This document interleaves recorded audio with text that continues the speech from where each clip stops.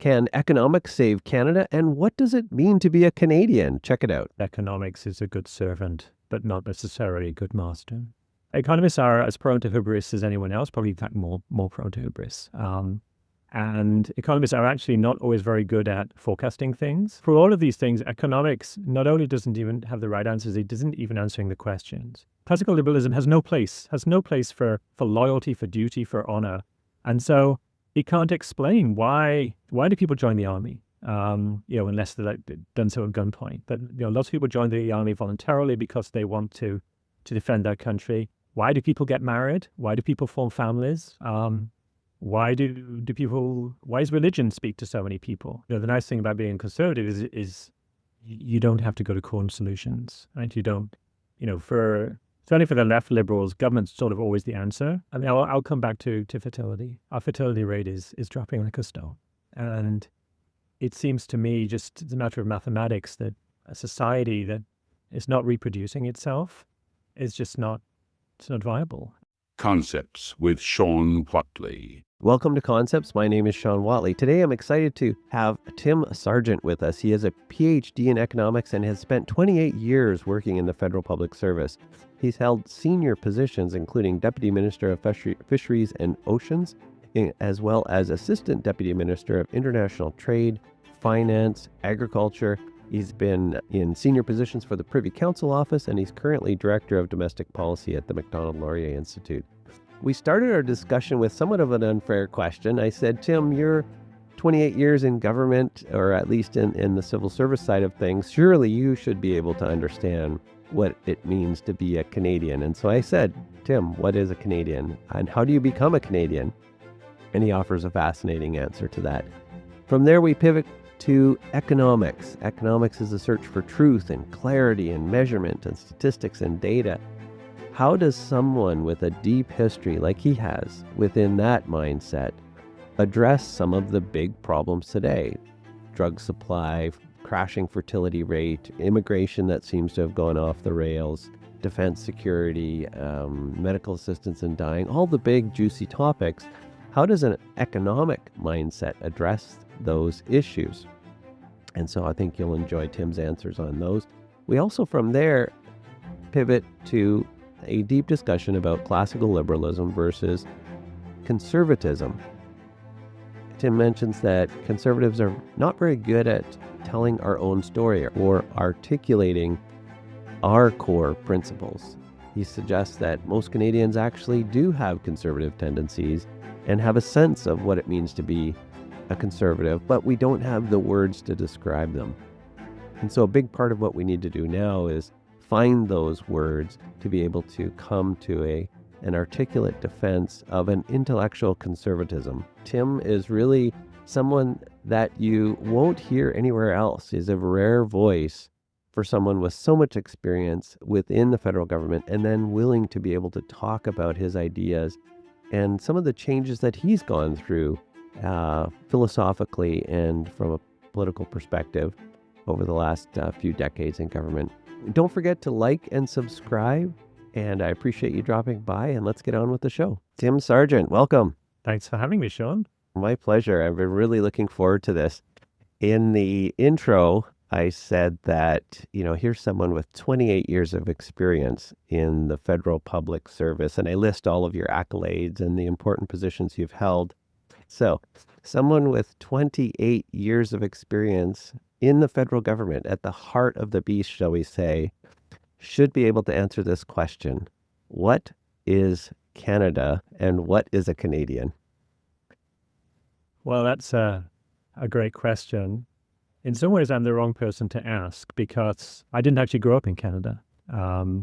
As your viewers are starting to realize, I grew up in the UK, grew up in the north of England, in Yorkshire. I didn't come over to Canada until I was 21. Came over to study, did my master's degree at Western and then my PhD at UBC, where I met a Canadian, French-Canadian girl whom I married. We're still married to this day, 34 years of marriage and counting. So in some ways, I've been very much an insider, as you say, being in government for 28 years, pretty high level, ran cabinet committee, dealt with ministers, represented Canada in G7, G20. Lived in Ottawa for most of that time, although I've lived in Vancouver and London and briefly in Montreal.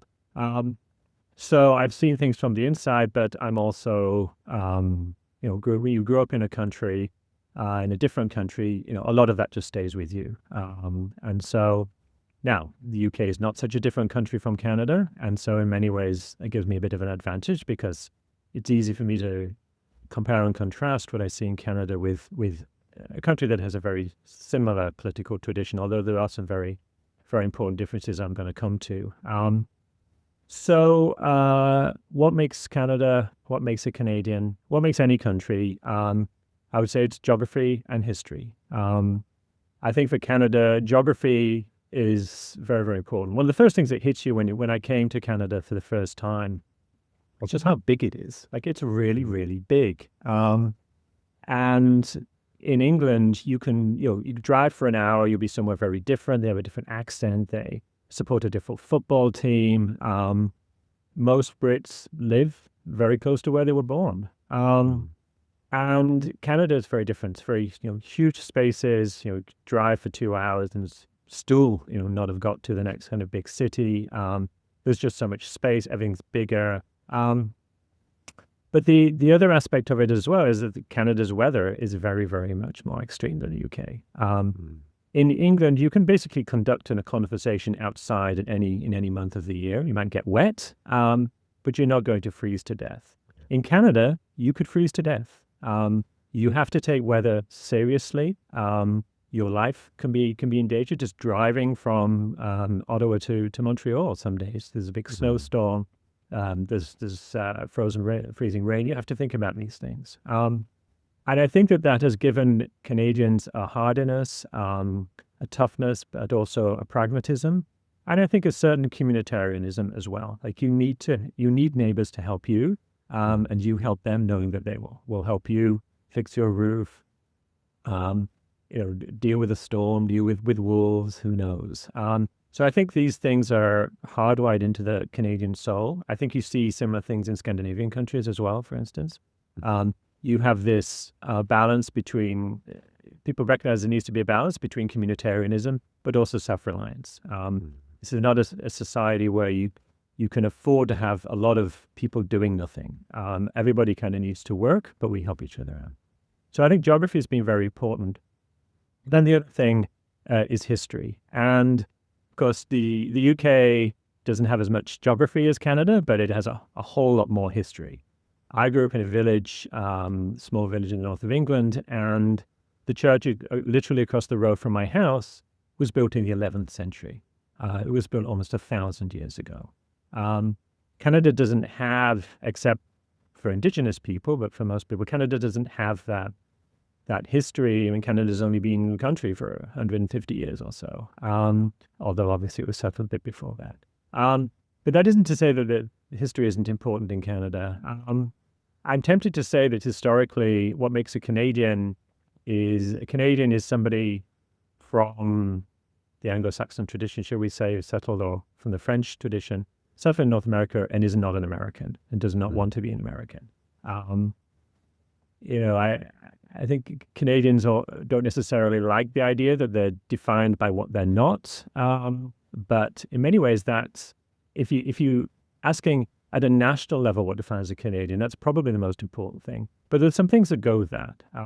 I think particularly in English Canada, the idea of loyalty to the crown, respect for institutions, that is why you have to ask, why did we choose not to be Americans? And that was a very, very important reason. So we wanted to maintain that connection.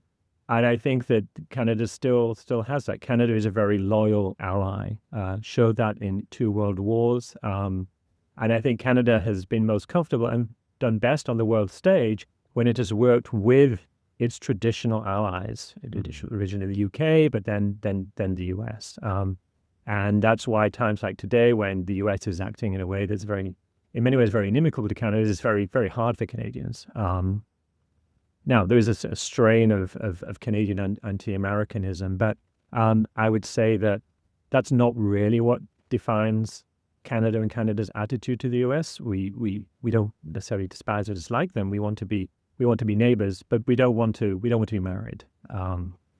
We don't want to be the 51st state, and I think that's true across the political spectrum in Canada, with very, very few exceptions. And just to finish, really the thing about Canada is it is actually very different from province to province. And I think trying to define a Canadian nationalism that's as deep as, let's say, for France or England, just doesn't really work in Canada. You really have to pay a lot of attention to local nationalisms, to recall them. I mean, Quebec is the most obvious example, but British Columbia, Alberta, Nova Scotia, I mean, they have they're not very different, but they do have different political traditions. And one of the genius of Canada is it's never really tried to force uniformity on the different elements of the country. I mean, it wouldn't have been able to anyway.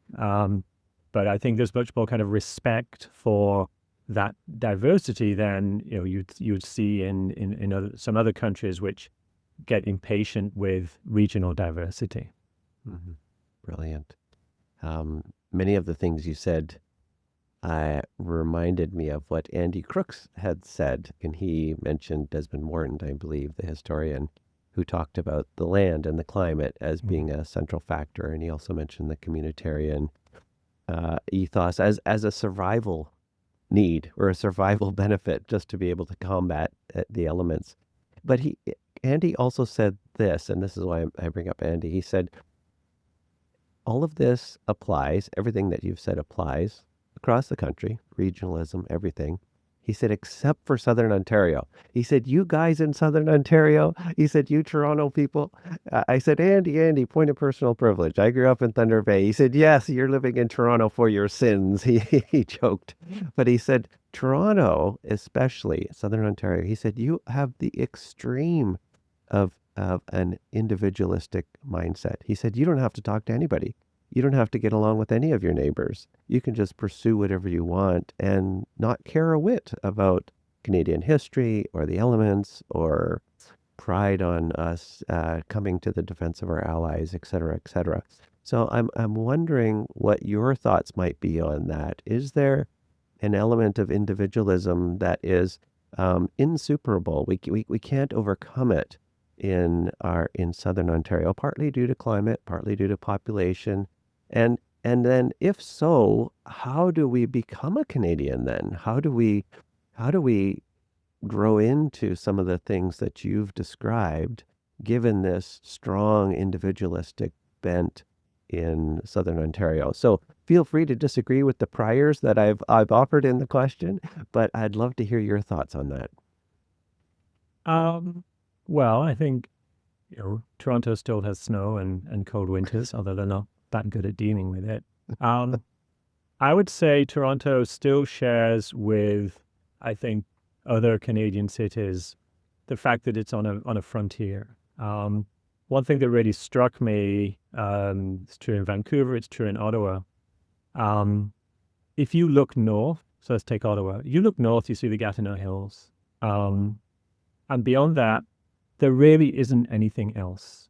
You could literally keep walking and walking and walking and not see a human being until you hit the Arctic Ocean. And that's true in Vancouver. It's true for many Canadian cities. I guess for Calgary, at some point you'd hit Edmonton, but you're very much on a frontier. And I think that's true for Toronto too. It also means that you drive north, you get to proper wilderness. You get to at least, you've got the Muskokas. I mean, you've got a very kind of wild area. And that isn't true in England. That isn't true in France. So, I mean, I think the thing about Toronto is it's a very big city. It's very urban. And so its values are, shaped by that. It's also probably, so one of the places that's been most affected by immigration, which I think we'll perhaps get to that, but it's changed its character. I mean, Toronto used to be Toronto the Good. It used to have viewed as fairly, I think, very Presbyterian kind of values. And I think Toronto was as enthusiastic about the British Empire as anywhere else in Canada, probably more so in many ways. What strikes me as a bit different about Toronto in general, it's true, I think, for Ontario, apart from Ottawa, Ottawa as well, is the rest of Canada thinks that Ontario thinks it's Canada, and that the rest of Canada is kind of like England views Scotland. It's just sort of interesting and quaint, but it's not like central to what the country really is. Mm-hmm. And so I think they think they're sort of proprietorial about it, but I think as well they kind of tend to forget a bit about it. Like the rest of the country can't really forget about Toronto, but because it's Canada's biggest city, you're in Toronto. And when I'm there, it's funny because when you're in Ottawa, you think that Ottawa is the center of Canada, and then you get to Toronto, and Ottawa's viewed as like pretty peripheral. They can't ignore it entirely, but they're very focused on on Bay Street and things to do with Toronto. But Vancouver as well. I mean, for Vancouver, anything that happens on the other side of the Rocky Mountains is sort of a bit vague, and they don't think about it all the time. So I'm not sure I think of Toronto as being that different from the rest of Canada. Yeah, good answer. Very, very diplomatic of you. We didn't want to upset all of our Toronto listeners, but so I wanted to pivot from there, and you have your PhD in economics, and you've held really the most senior positions in the federal government, in the Department of Trade, Assistant Deputy Minister of Finance, Assistant Deputy Minister of International Trade and Finance. I'm not sure if those are separate positions, but basically, if someone wanted to put a definition of an economically minded person in the dictionary, it would be Tim Sargent. And yet, when we were chatting a few weeks ago, and I asked you, well, Tim, can we rescue Canada? Is there a future if we just keep pounding the drum of good economic principles, right? We're going to build a political platform on economics.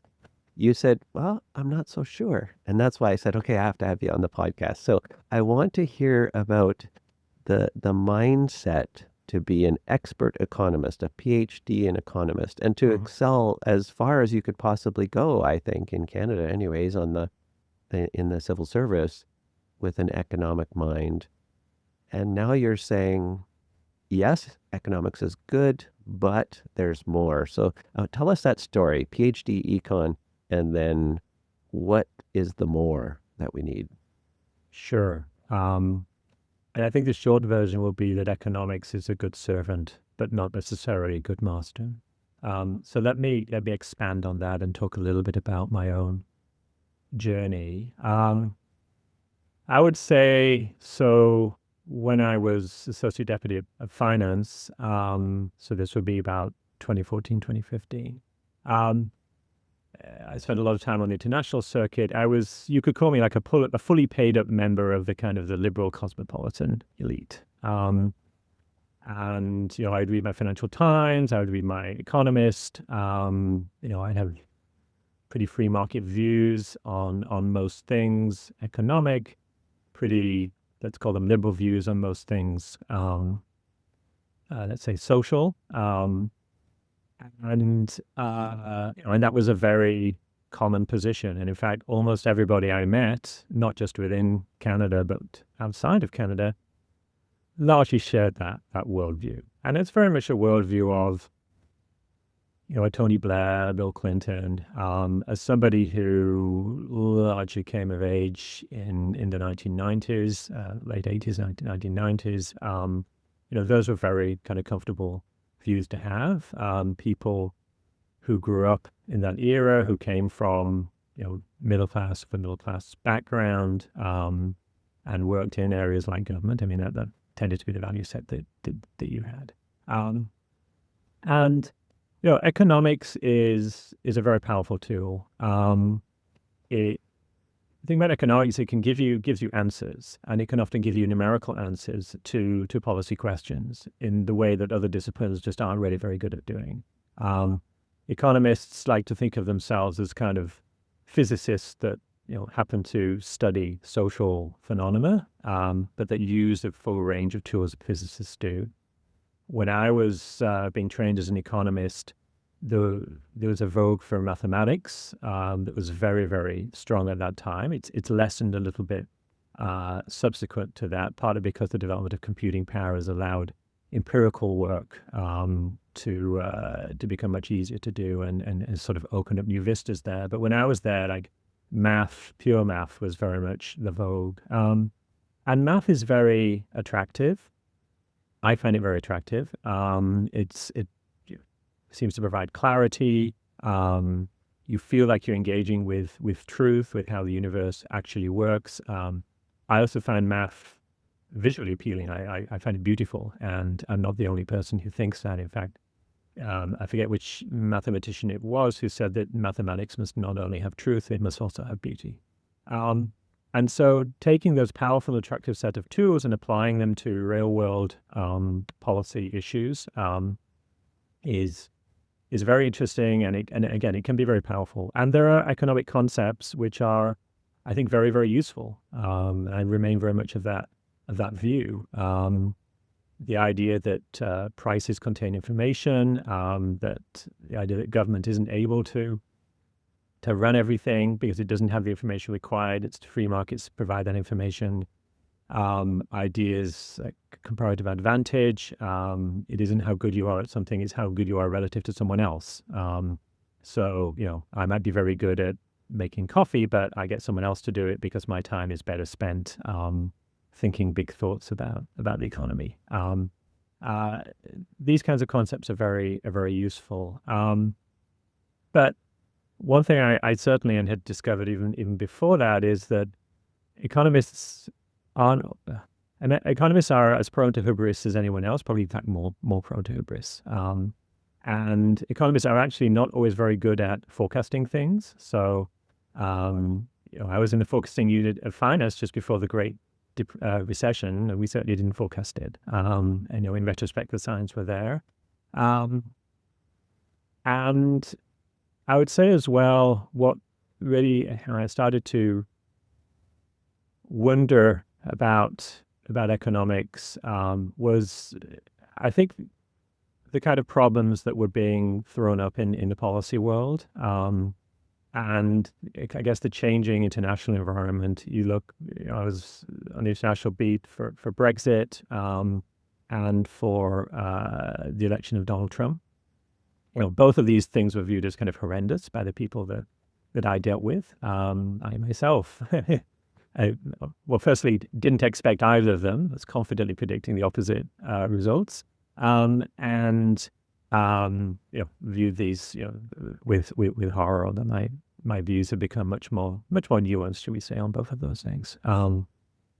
But I'd also been wondering about a couple of issues that economics was really not giving good answers to. In fact, that economics is not really even engaging with them. And I would say chief amongst those is fertility. And I've been concerned for some time, just on economic and fiscal grounds, that across the Western world, fertility rates are falling. In fact, it's true across the world. And what did this mean for our demographics and our ability to afford a welfare state, afford a healthcare system? And it was very strange to me that nobody else seemed to worry about this, or at least not publicly. There's very little work being done. It's not that you couldn't use economic tools to analyze this, but that just didn't seem to be a problem that economists were interested in looking at. I would say another issue where, I felt how I was approaching it diverged from the economics profession is immigration. It was clear to me that the Brexit result was driven by concerns about immigration in the UK, concerns that had been ignored by the elite of both political parties. And it was hard to escape the sense that it was being ignored because it's very much suited upper middle class people to have more immigration, but for people lower down that was not true. But the concerns about immigration are not simply, or even primarily, I would say, economic. They have to do with the worry about the impact on the culture, the fact that if you grow up in England, you have a certain idea of what that is, what communities are like, and immigration potential, not necessarily, but the immigration can very much change that. And we've seen that in communities in the north of England, for instance. There are mill towns in the north of England that are now demographically completely different from what they were when I was growing up. I'm not saying that's a bad thing or a good thing, but economics just doesn't really have anything to say about that. And there are other examples. I would say drug policy. I would say assisted dying, for instance. The gamut of social issues, and more economic and social issues are intertwining. And I would say more and more as well, economic and defense and security issues are intertwining. So, for example, when I was at trade, we were exploring with the Chinese the idea of a free trade agreement. That seems ridiculous today, given now what is plain about the Chinese state. It is not simply going to evolve into a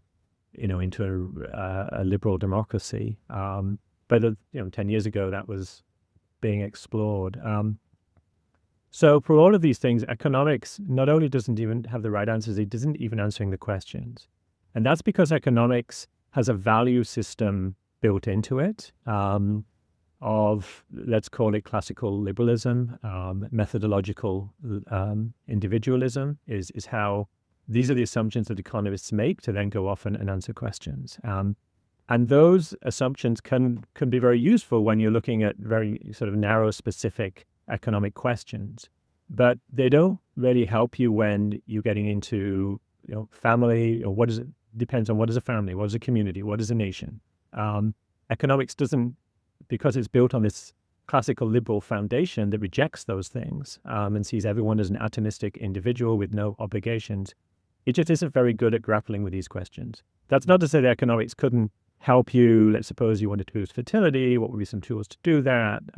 Economics could help you with that. But again, that's why, as I said at the outset of this explanation, economics is a good servant, but it is a very questionable master. Yeah. So many good comments there. The search for clarity, truth, even beauty, the value system. One of the thoughts that popped to mind was when you said most people in your world travels tended to share this sense of free markets will probably give us the best economic outcome.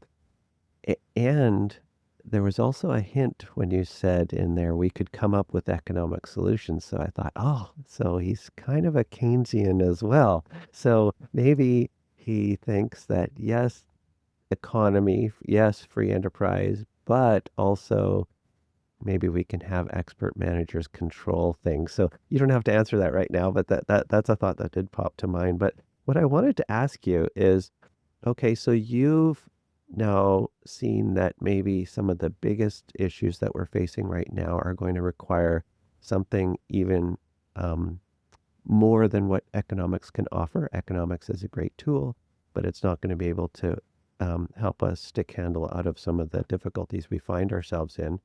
However, I was just talking with Professor Alexander Rosenthal-Pubel, and I don't expect you to know who he is. I don't expect you to comment on what he said, but he, in his book that we were talking about yesterday, he shared there was something in there that I found that was new. And so I just wanted to share it with you, and perhaps it's not new to you. Maybe you already know this, but Immanuel Kant, in his book Perpetual Peace, a philosophical sketch, he envisions a order that will bring peace to sovereign states, and he calls it a global federation that's bound together by a system of international law and governance.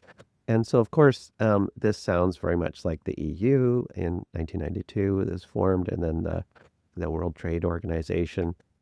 And both Kant, and then building on that assumption, sort of Fukuyama, the great modern prophet of modern day liberalism, they both seem to look forward to the replacement of politics by economics. And so that's what we've been talking about here, that really what's most important is economics, getting our economic fundamentals right.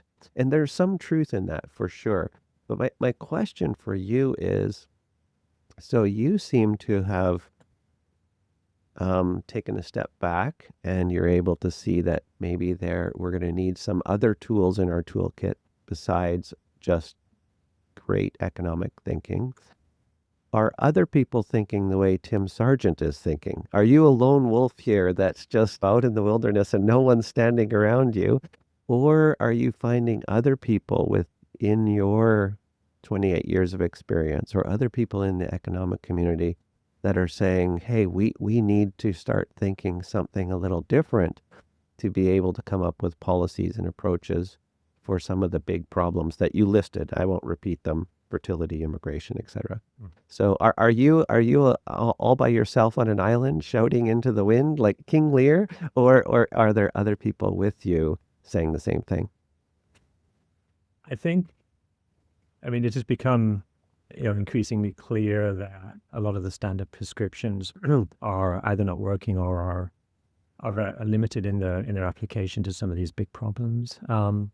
I would say that increasingly, I think you see people both not just on the right of the political spectrum, but also a little bit on the left of the political spectrum as well. I think rejecting, or maybe rejecting is too strong, but worrying that this kind of liberal internationalism, shall we say, the sort of free market, social liberalism, liberal internationalism, to bring in what you were just mentioning, just really has been found wanting.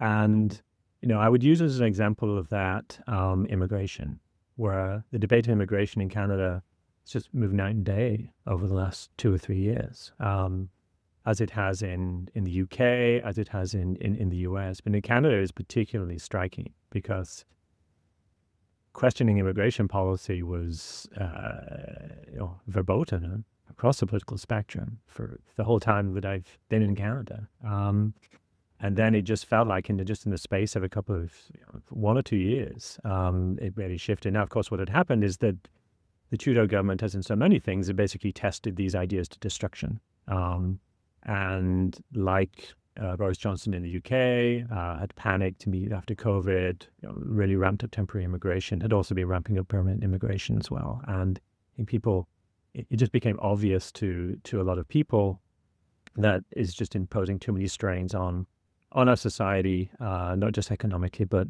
beyond that. And I think there are voices both on what you might call the conservative side, but also on the left-wing side.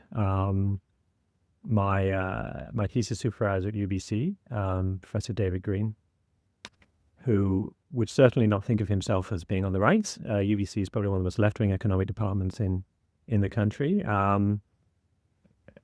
But I think that they do good work. They're very respectable. Has been writing about immigration, and I remember reading an article about him in the Globe and Mail. I think it was about 2 years ago now, calling attention to the issue and saying quite rightly that immigration is a solution. Politicians reach for it as a solution for all of our economic problems. Our social problems: don't have enough doctors, just bring in more immigrants. Don't have enough housing, bring in more immigrants. And David is always somebody who has been concerned about the impact of policy on the working class, on the blue collar population. He really focused on this issue, and I think he and others have given it a lot more prominence. So I feel that there are some parts of the left that I think see that these things are problems, have not wanted to touch these things in the past because of fears of seeming racist, issues around family, worry about being seen as anti-feminist.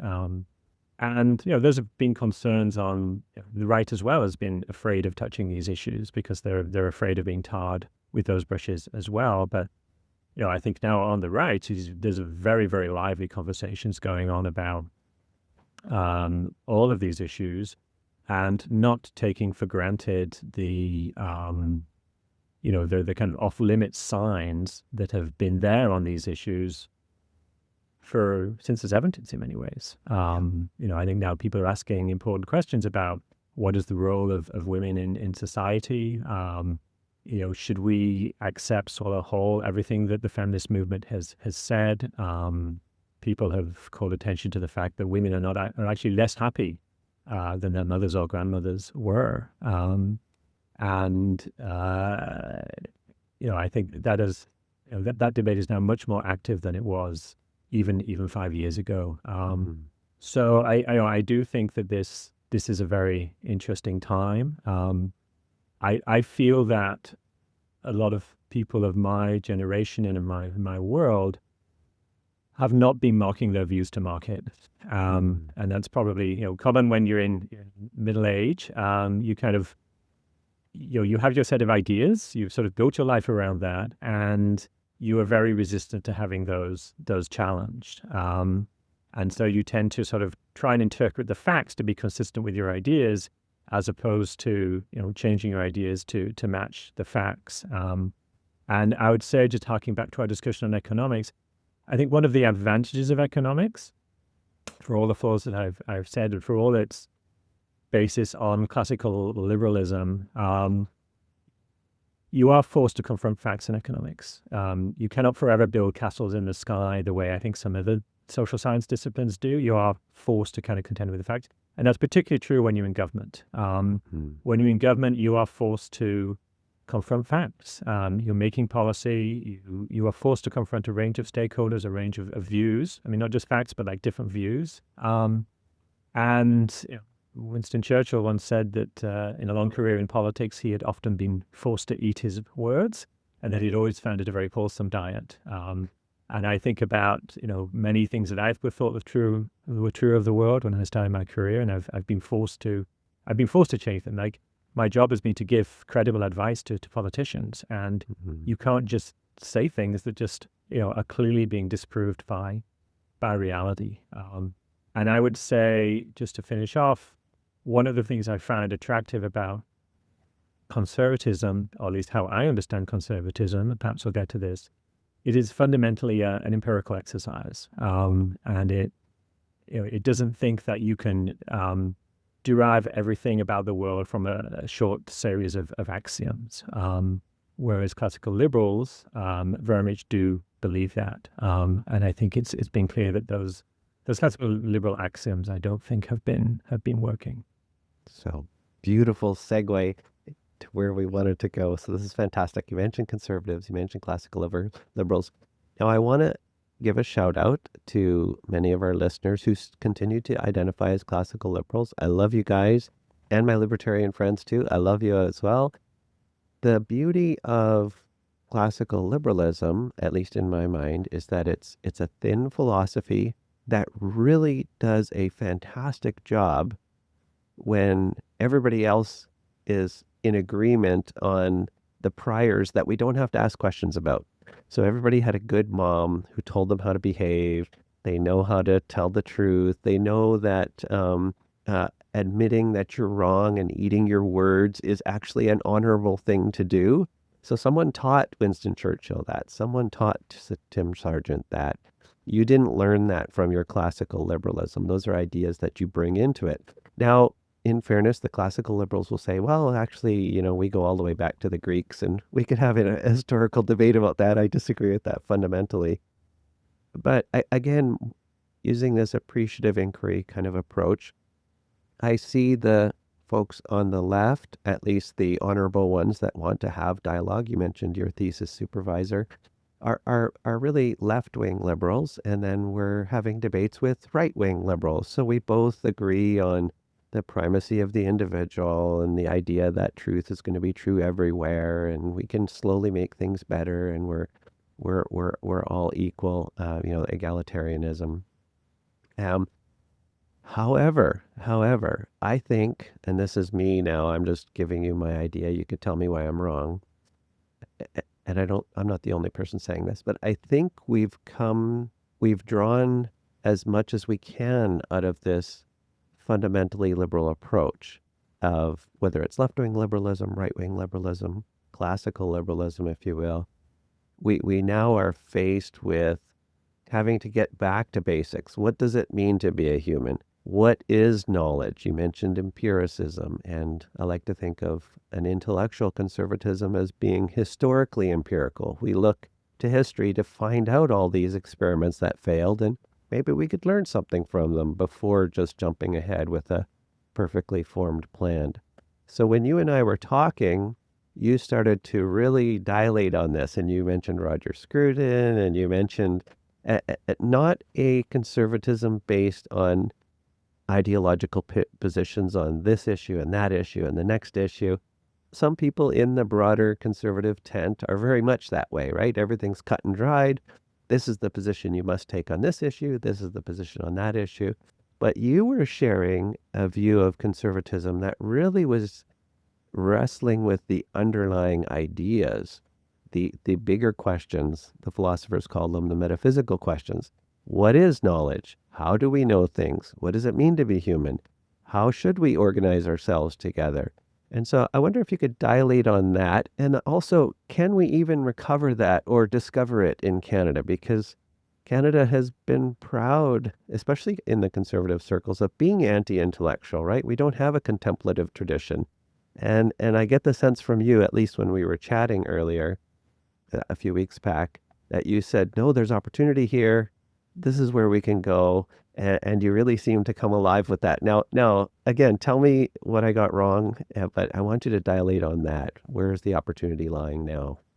Sure. I guess the first thing I would say is, well, one of the challenges, I think, for conservatives, not just in Canada, but certainly across the Anglo-Saxon world, conservatives are not very good at telling their story. They're not very good at saying what their creed is, because it can't be easily reduced to a few simple axioms from which things could be deduced. So it's an inductive creed, not a deductive creed, to put it one way. And so I think in many people's minds, what I'm going to continue to call classical liberalism or right liberalism is another way to describe it, and conservatism have been very much mixed together in people's minds. And that's true in the UK, it's true here, it's true in America in some ways as well. And part of the reason for that is that certainly during the 1980s, the 1970s, 1980s, probably even before that, the conservatives and right liberals were allies. And they were allies in the fight against socialism, both international communism, but also socialism with it. And so people like Margaret Thatcher were often described as being Gladstonian liberals, like classical liberals. I don't actually think that's true. I don't think that's how Margaret Thatcher would have described herself. But it is certainly true that her principal preoccupations were economic preoccupations. She needed to dial back the statist institutions in the UK, which had done much to strangle economic growth. The same thing in the US. You had a coalition between the classical liberals who wanted a smaller state and conservatives who were concerned about the growth of unions, the growth of the welfare state, and how that was strangling private initiative. So I think conservatives and classical liberals have a lot in common. I think they both view the free market as important, but they get to that conclusion from different premises. I would say that a conservative in the Anglo-Saxon tradition, and one thing about conservatism is it's different in different places. So when I say conservative, I'm going to talk about the Anglo-Saxon tradition. Free markets are a means to an end. That end is human flourishing. We have found over the centuries that a free market, within certain limits, is the best way to advance human flourishing. So for a conservative, it's an empirical proposition. It could turn out to no longer be true. But we have centuries and centuries of going back to the Middle Ages. You have, I think it's Sir John Fortescue in the 15th century, who was talking about in England was more prosperous than France because property rights were clearer in England, so people could invest. So there's a lot of common ground, and I think as well classical liberals are staunch allies in defending freedom of speech. Again, that is another value that I think both conservatives and classical liberals share. Again, come to it through different places, through different means. But I think where I think the two sides depart is the classical liberals. There are just the atomized individuals, and who are equal, who you should just be allowed to get on with it, make contracts. But for conservatives, that's not true. Now, classical liberals, the problem with classical liberalism is no one has ever actually run a society on classical liberal lines. Certainly not on classical libertarian lines. Not 19th century England, not Hong Kong. All of these, you had a strong state, a limited state, but a strong state, but also a very conservative ethos that supported families, supported communities, supported and a sense of nationhood. And the other problem for classical liberals is no one is willing to accept the outcome of a classical liberal state. No one is willing to accept the degree of inequality. No one is willing to accept people dying in a ditch because they don't have enough money. No one is willing to accept abandoning old people. And no one is willing to get rid of their army because there'll be other people who will come and take your territory. So you can't actually run a society on these lines. And so what happens to classical liberals, what happened historically, not just in the Anglo-Saxon world, but in Europe as well, is classical liberals became left liberals. So the state they started to accept the role of the state to redistribute income, and to take the place of family, to take the place of community. And slowly but surely kind of get sucked into ultimately, because they're not. So the classical liberal creed is that everyone's equal, and with all we need is liberty, and then everyone will end up with a reasonably tolerable degree of inequality. Because that's not true, people actually do differ an enormous amount. You start, instead of just setting the conditions and stepping back, the state has to intervene to equalize outcomes. So instead of being a sort of a deontological creed like classical liberalism, so it's just about the rules, get the rules right, everything else will follow, suddenly you can't live with the outcomes, so you start interfering in the outcomes. You start imposing equality and having the state come in and impose equality. And the aha moment for me, and I should say I'm drawing very much on the book by Yoram Hazony, Conservatism, which I think makes very clear these differences and why people like Hayek, for instance, is not a conservative. People kind of lump him together with conservative. He has a whole essay on why I am not a conservative. For me, conservatism is encapsulated, I think, in a remark of David Cameron, of all people, not normally known as a deep thinker. Margaret Thatcher had famously said that there's no such thing as society, a quote that's taken out of context to my mind, but it's sort of in people's minds what she represents. And David Cameron was asked, do you believe that there's such a thing as society? And he said, yes, I do think there's such a thing as society, but it's not the same thing as the state. And I think that is a very, very important guide to how we should think about conservatism, and how it differs from classical liberalism. And why I think conservatism is a much more secure foundation to actually, in practice, govern. Conservatism accepts difference. It accepts the fact that we are different cognitively. We're at different stages in our lives. There needs to be a hierarchy. But with that hierarchy should come a sense of obligation to people underneath. And that those are very much conservative values. The idea that there's obligation on the part of the people at the top, but the people underneath owe loyalty, owe duty. These are very conservative concepts. Classical liberalism has no place for loyalty, for duty, for honor. And so it can't explain why do people join the army, unless they're done so at gunpoint. But lots of people join the army voluntarily because they want to defend their country. Why do people get married? Why do people form families? Why does religion speak to so many people? There's a whole other sidebar, but there's no space for religion in classical liberalism. In fact, classical liberalism is very, very hostile to religion and seeks to eradicate it. So I think there are some very, very fundamental differences between conservatism, the way I think of it, and classical liberalism. Again, not to say that we can't be allies, but I think classical liberalism is not, you cannot actually build political movements, political philosophy just on that. It's sort of, in the 1980s, because the central problem at that time was an economic problem, and that the state had overreached, partly because coming out of World War II, there was a sense that the state can do everything economically. Those were very, very important problems, but and ones that conservatives and classical liberals can make common cause. But we are not now. It's not that there aren't problems there. And I want to emphasize, I think the state should be smaller. I think taxes should be lower. I think during COVID there was overreach by the state.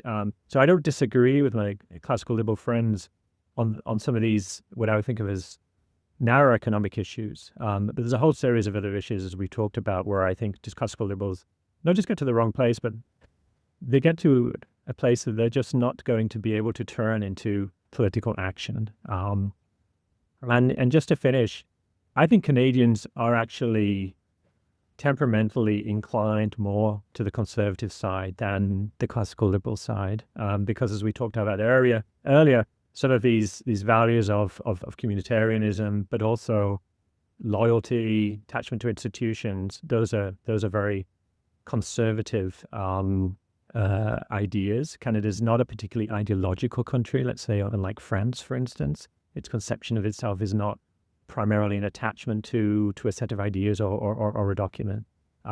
So I think that there's actually a set of ideas there that, if articulated in the right way, I think are very attractive and could be used to drive political programs. Yeah, I love that. And I've said this so many times, my listeners will get sick of me saying it, but Roger Scruton said, conservative intellectuals come up with reasons for people who don't need reasons. And to your point, he also said conservatism is a work of rescue. And so this is what gives me hope, is to think, to your point, that Canadians actually have a very well-developed sense of some of these principles. But again, to your point, we're not very good at telling our story and putting those into words. I do wanted to push back just a teensy bit. It's not really a pushback, but I'm coming to the defense of my classical liberal friends. You mentioned loyalty, duty, honor. Mm-hmm. And the challenge I find is that my classical liberal and libertarian friends often have a tremendous sense of loyalty, duty, honor. It defines their being, their outlook on the world. And they attach that to their political philosophy. And they say, well, of course, that's part of classical liberalism. And I say, actually, it's not. There's no foothold for those core values that you live your whole life by within your very thin political philosophy. But you made this comment. You said in the 1980s, the conservatives and classical liberals joined forces in response to the Soviet threat, but also response to domestic economic policy challenges, shall we say, or failures, disasters. And that was a very prudential approach. It was wise for conservatives to focus in on economics as being the major problem. I wonder what you think the major problem is right now. So Sam Whatley, PhD candidate, he's been writing in The Hub and elsewhere. In one of his articles, he wrote that Trump was responding to a relative lack of government involvement with respect to allowing corporations to close factories, offshore the work, people losing jobs, communities, being basically having to disappear in the Rust Belt because there was no reason for them to stick around. If they can make more money by going somewhere else, hey, go for it. Who cares? There's nothing, they have no attachment to the to the people who've spent decades working there, shall we say. So he framed that as a relative deficiency or lack of the state. And the second aspect, he said, in Canada, the political response, at least on right of center, has been a response to a relative excess of state involvement, too much regulation, too much hamstringing on public choice, failure in the immigration system. So our ethos is more almost still that 1980s fusionist ethos of we need to get the citizens to vote against an overreaching government, whereas conservatism south of the border right now is seeming to say, hey, we need to have government come to the defense of the little people. And I'm wondering what you think about that. Where do you see the opportunity for retail politics to position themselves? You and I are in the discussion about ideas, but they're going to have to package those ideas as policy options. Should they just be repackaging a 1980s approach, say, down with government, we need more freedom? Or should they be taking the approach that you and I have just been talking about and saying, actually, there are bigger issues involved? So I wonder what your thoughts on that. Too much government, too little government. Yeah. I mean, of course, the nice thing about being conservative is you don't have to go to corner solutions, right? You don't, certainly for the left liberals, government's sort of always the answer. And so you just get this creeping, ratchet effect of just more and more government, which I think has been, a mistake in many areas because, government isn't good at doing certain things. But there are areas where government needs to be involved, and there are things governments need to do to support families, support the communities, to support the nation. And I'm very fond of saying that government should only do what only government can do, which I think classical liberals would agree with. But there are some things that only government can do, and most famously, the government needs to support the legal system. It needs to. You can go all you want about, other things should just be contract law, but I mean, free agreements between individuals. Someone's got to enforce that. To say nothing of the military and all of that kind of thing. And so, I think coming back to the Cameron quote, society is not the same thing as the state. I think the question for conservatives is what are some means to support civil society? To support what Edmund Burke called the little battalions, in as least intrusive way. And thinking about fashioning a political philosophy today, so unions is a good example. Back in 1970s Britain, the unions were very powerful. They were causing economic dislocation and decay across the UK, and that was true in a lot of countries as well. Unions now, certainly in the private sector, are a shadow of their former selves in most cases, and we still see some disruptions. But I think political conservatives, are not wrong to see an opportunity to say, look, we don't think the unions are necessarily a terrible thing in all circumstances, and there is a role for people to be able to associate in order to deal with their employer. And the unions are, they are an institution. The unions have long roots. They are, not just a vehicle to extract wages concessions from an employer. They're also social organizations. Traditionally, a lot of them provided benefits for their members. And so I think, there's a way to, without going in a very statist direction, to have an offer for blue-collar Canadians, a way for them to boost their economic status, to defend their economic interests. That isn't just a government's going to get out of your lives and everything will be better kind of offer. I think the challenge, trade is one area where I remain quite skeptical of what conservatives in the US, at least, this sort of idea that tariffs are the answer to everything, because often a lot of the costs of tariffs are actually paid by ordinary people. often by working class people who are, consuming, cheap goods from China. Tariffs has been the go-to policy for conservatives because it's sort of, you don't want everyone to get a job with the state. So it feels like it's less intrusive, but it does have this kind of negative implications. But Canada, we're an export country. I mean, we survive by exporting commodities.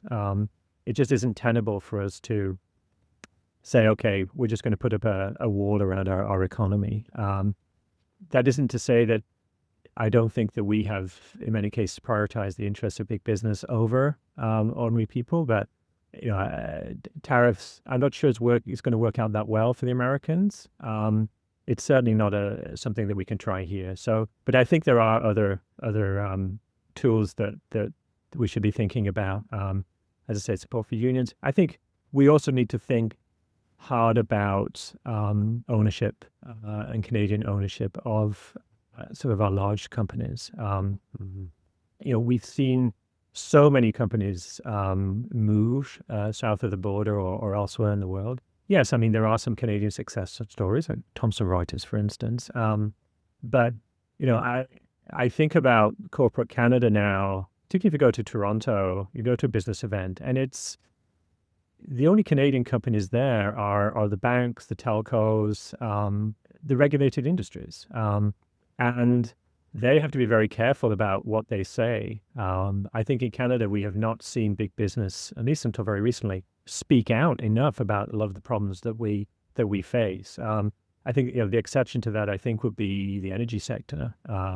And of course, where we still have significant Canadian presence. So I do think that there are interventions on the economic side that conservative governments should be considering that are not the same as the very statist approaches that you would see on the left of the political spectrum. Yeah, brilliant. Last question. I ask everybody this question. What have I not asked you that I should have asked you, or what keeps you awake at night? So what's in your mind right now that you think we really need to be thinking about? I mean, I'll come back to fertility. Our fertility rate is dropping like a stone.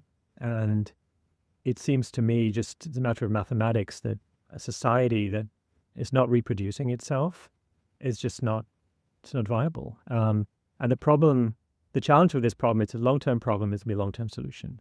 Birth rates could double tomorrow, and we wouldn't see an increase in our working population for 20 years.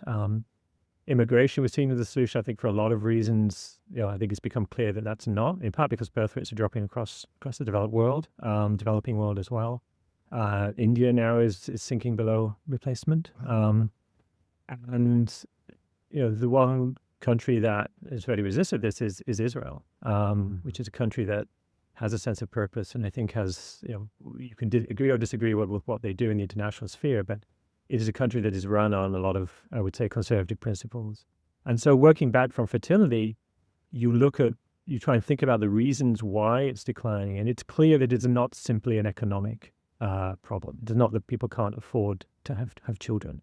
People 100 years ago had way less money than we did and had more children.